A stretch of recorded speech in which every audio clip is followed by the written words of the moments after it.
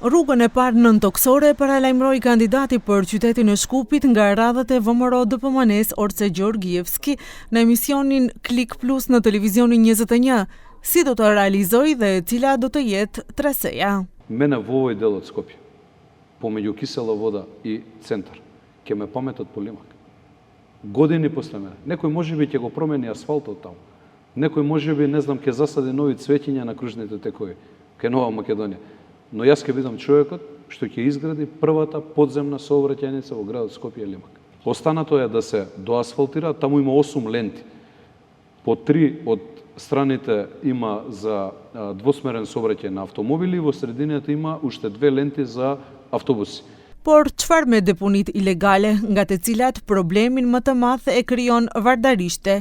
Gjorgjevski paralajmëroi se do t'i shndrojë në parqe. Кога сме кај Вардариште, јас веќе најавив дека таму ќе никнат новите бели дробови на Скопје, односно мегапарк кој што ќе го градам јас на површина од 300.000 квадрати. Тоа не значи утре да почнеме да садиме трева на Вардариште. Тоа подразбира процес на деконтаминација на целиот тој простор.